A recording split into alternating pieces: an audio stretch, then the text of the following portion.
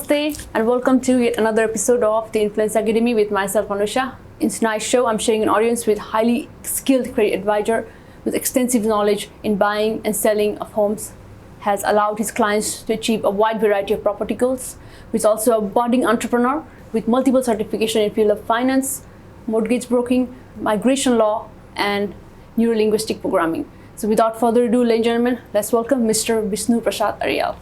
So welcome to our show, sir. Thank you so much for inviting me onto this show. I'm really excited what's going to come up.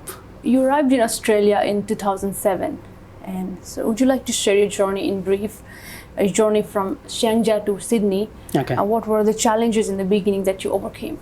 I was born in Shengjia district and the small city town called Walling, where I complete my school living certificate at Walling, and I traveled to Kathmandu for higher education, where I completed my secondary level in Redden School. So once I completed my higher secondary level, as everyone has a dream back home from their parents, their kids go to school and study science or engineering. Quite, my parents had a dream if I could study science and become a doctor, and so I was also trying for MBBS for around 6 months, and there was a trend in Kathmandu, so everyone who were traveling overseas for their high study, and I followed that trend and come to Australia. So I traveled to Melbourne to study automotive engineering. I basically really didn't know what to do and how am I going to play with the challenges that comes through along the way. Unfortunately, while I was working on the farm as well, the guy who was supervisor, he was not actually paying us. When I came to Melbourne, I was not able to afford my fees, so I had to drop out the college and travel to Sydney. My life turned different way, so it was not according to my plan. What I decided when I came to Sydney was I started, because I had a different vision when I was coming from Nepal. I would be an engineer, finish my degree, go back home, or find a job if I could find a better job here. And after completing my accounting degree, I was lucky enough to find a secure job in a company as an assistant accountant. That experience actually helped me to go out and deal with the people and learn more skills and apply for a better job. Right? In 2014, I was able to get a PR, permanent residence, through 190 skill visa. And by then, after that, 2014, I get permanent residence, and I start thinking about my life and start changing the direction of where I was going. This guy where I was working in the company called the Leading Solar Solutions Company, he was actually 200 richest guy in Australia. So he has a great link with the people, with the great leaders in the world.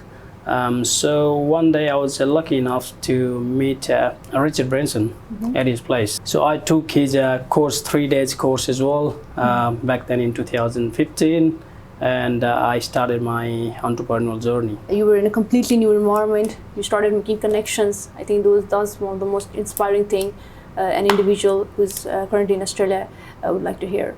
So you are a director of a company which looks after people's finance, credit and investment, and also you are director of sales in a different IT company. So how do you manage your time handling and operating those two different companies? While I was working in a wealthy, I was just not working as a credit advisor. I was also learning so many different things in terms of time management, in terms of communication, in terms of relationship, in terms of scaling business. I am kind of guy who takes an opportunity wherever it comes in. So I was taking all the networking events that is happening in city. I was going to the seminars, I was going to the courses from the best people in the world to upgrade myself, professionally developing. So I was learning how to systemize business. I was also learning how you can have a couple of business and also manage so easily.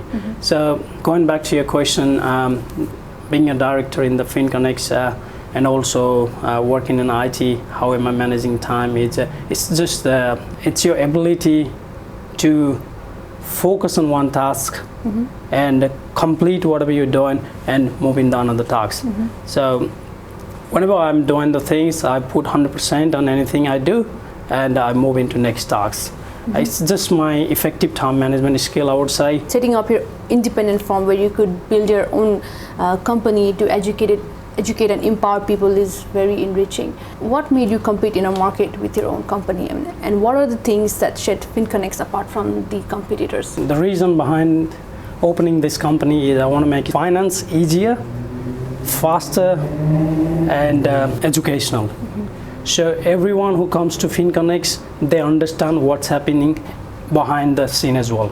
So everyone, if for example you come to get a loan, you'll understand all the process and you'll understand every little thing that will happen. So that means you are educated.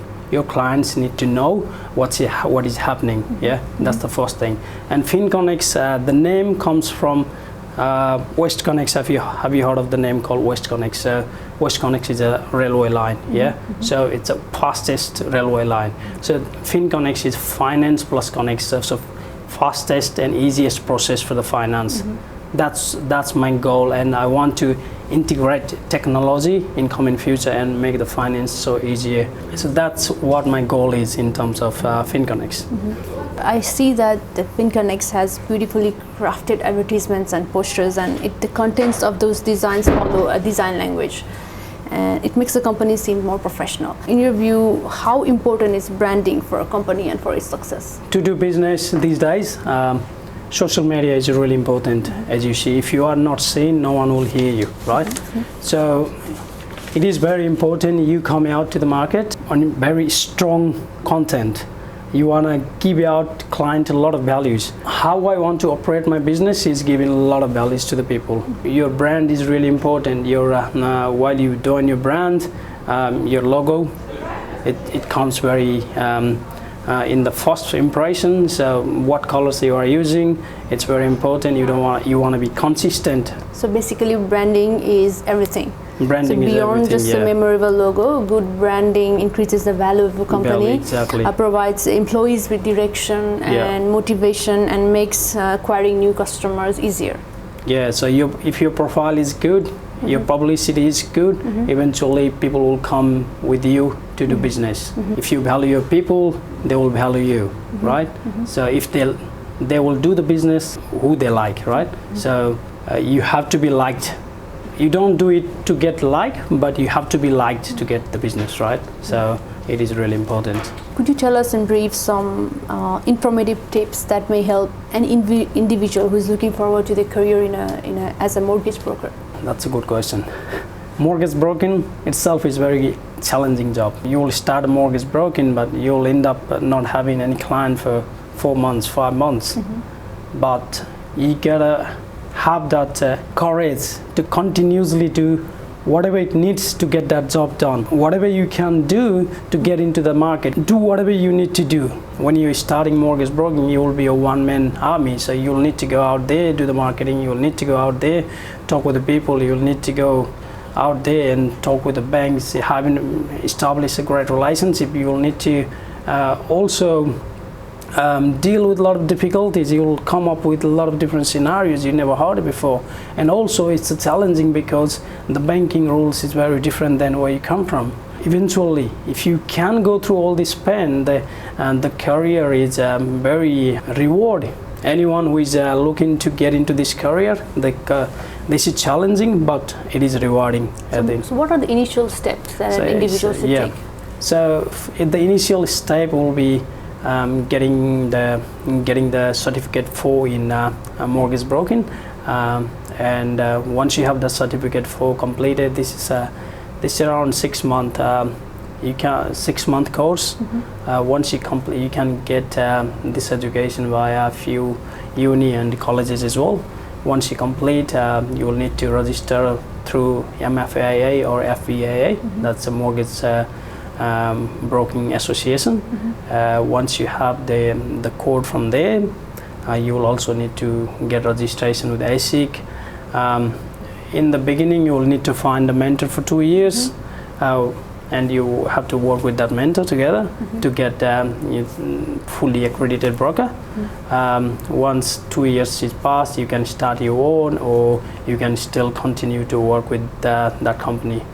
So doing your research, making the right connections. Yeah, exactly. Acquiring all the knowledge that you can get about mortgage Yeah. broking. That's how an individual sets apart as a career. Yeah, true. You need to develop that sales skill. So nowadays the informations are available everywhere. It's free informations available everywhere. So basically YouTube, you can get the sales skill from YouTube, communication skills. I would say for the people who just wanted to start, get into the professional development, start learning the sales skills, start learning the business relationship and network outside, be in the group not only from your community, from other communities as well. Don't push yourself back, because you don't know until you started, you don't know what you can do until you started. So everyone has unlimited potential. If you need help, don't scared to get help from people who are already there. Actually, a lot of successful people I see in my life, they are more than happy to help if someone is just starting entrepreneur, or the newcomers come and ask for help. So don't hesitate to ask questions with the people they have already been in the industry. Go ahead, try, develop yourself, learn to communicate effectively, read the books, listen to podcasts. There are so many podcasts on educational basis. That's basically all. If you need any help, you can contact me as well. So moving on, I would like to ask you a very interesting question. Yeah. In my opinion, the study of language is very fascinating. Yeah. I think it is the reason what sets us apart from other living things, because of our advanced language development. So, as you've excelled in neuro-linguistic programming, what is it actually? I mean, do you think that linguistics in schools are not taught properly, and is it taken for granted? What are your views on that? Okay, so neuro-linguistic programming is basically study of a mind, understanding how your mind works, and utilizing that resources to achieve your desired outcome. So our brain function in very different way, right? So your neuro is basically your nervous system, your mind. Your mind processes the information as it sees, right? So if I see this camera, I already think that this is a photograph, and also it visualizes, it feels, or it smells. So our mind already processes the information from our belief systems. There is a mask inside us, so it already believes from our past activities or something like that. Yeah. So neuro-linguistic programming is basically programming what comes into our mind to make it very effective. So it can be like anything can be achieved. So for example, you do communication, you worry about communicating with other people. You don't worry about communicating to yourself, because communicating to yourself makes a lot of impact in your life. So are you communicating good with yourself? So are you saying good thing to yourself in the morning? So when you wake up in the morning, you take up your phone, you start looking the news, and then what kind of communication are you doing to yourself? So the neuro-linguistic programming teaches you to process the information. When you see or when you do anything, you process the informations, but how you process effectively and utilize those information effectively, so you can achieve whatever you want in your life. That's neuro-linguistic programming. Yeah, in neuro-linguistic program, there are so many things that you can learn to make your life easier, right? Like self-talk. Your self-talk can make you a different person, or it can ruin your life, or it can take your life to the top level, right? There's a concept called lost in translation. So how is it important? When you're dealing with someone, there is a loss of translation. That time you can reframe that translation and take it to this same communication back in there. It is important a lot. Because the individual here in Australia faces many difficulties. The main difficulties is always a language barrier. Yeah. People have faced various problems because of the language issue, and they don't understand how people interact. They don't understand what to expect from the people. They don't understand the way we receive things. These are the main there is a challenge, but as I said before, if you are strongly thinking in a mind that I am going to make a mistake while I'm communicating, the mistake will occur 99%. But if you are strong enough in thinking that I am confident, I can speak confidently with whoever I need to talk with today, then the chance of making a mistake is very less.